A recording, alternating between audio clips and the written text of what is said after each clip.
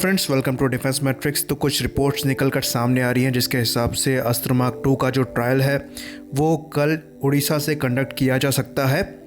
तो ये जो रिपोर्ट है ये ऑफिशियल चैनल से नहीं आ रही है, तो पॉसिबिलिटी है कि ये सच ना हो।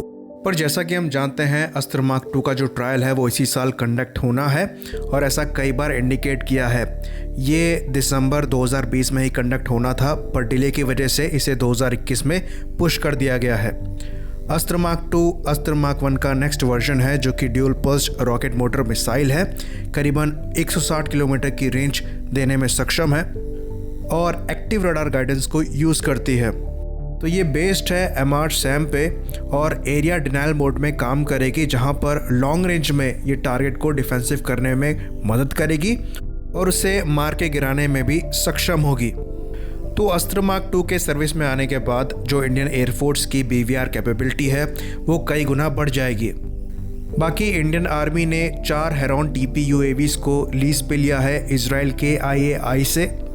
तो ये इजराइल का सर्विलेंस ड्रोन है और करीबन 30 घंटे का इसका एंड्योरेंस है और ये 14,000 मीटर की ऊंचाई तक यानी कि 46,000 फीट की ऊंचाई तक ऑपरेट किया जा सकता है।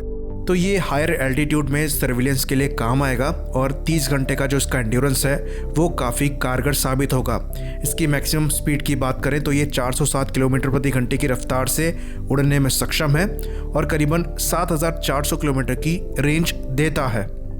तो इनको LAC में यूज़ किया जाएगा और आर्मी ने अपनी इमरजेंसी पावर्स को यूज़ करते हुए इन्हें लीज पे लिया है, जिसके लिए जो कॉन्ट्रैक्ट है वो जनवरी के मध्य में साइन हुआ था।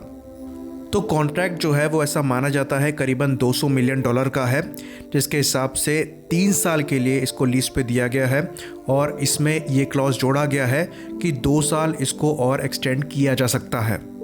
बाकी इंडियन नेवी जो है वो ईरान और रशिया की 2 दिन की नेवी एक्सरसाइज, जिसे Iran Russia maritime security belt 2021 कहा जाता है, उसको ज्वाइन करेगी नॉर्दर्न पार्ट में इंडियन ओशन के। तो ये जो ड्रिल है वो करीबन 17,000 स्क्वायर किलोमीटर को कवर करेगी और इंक्लूड करेगी समुद्र में शूट करना, एयर टारगेट्स को डिस्ट्रॉय करना, हाईजैक्ड शिप को बचाना, सर्च एंड रेस्क्यू ऑपरेशन और एंटी पायरेसी ऑपरेशंस को। बाकी अगली बड़ी रिपोर्ट की बात करें तो इंडिया फॉर्मली अपने थ्रेटराइजेशन प्लान को रोल आउट करने वाला है, जिसके बाद इंडिया अपने मिलिट्री रिसोर्सेज को और बेहतर तरीके से यूज़ करने में सक्षम होगा, जिसके अंतर्गत एयर डिफेंस कमांड और मैरीटाइम थिएटर कमांड जो है वो मई में लॉन्च करी जाएगी। तो जो फाइनल वैलिडेशन एक्सरसाइज हैं दोनों कमांड को निकालने से पहले वो पूरी तेज़ी से चल रही हैं और जो फाइन ट्यूनिंग है वो करी जा रही है।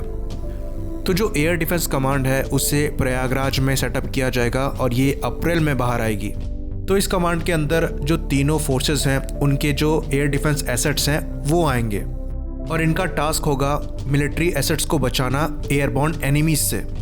तो उसके जो कमांडर इन चीफ होंगे वो 3 स्टार इंडियन एयरफोर्स ऑफिसर होंगे।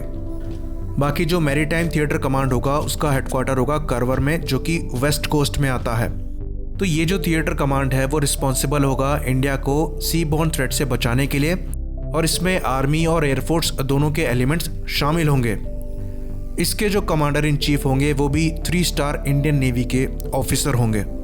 तो ये दोनों जो कमांडर इन चीफ होंगे एयर डिफेंस कमांड के और मैरीटाइम कमांड के, वो रिपोर्ट करेंगे चीफ ऑफ डिफेंस स्टाफ को।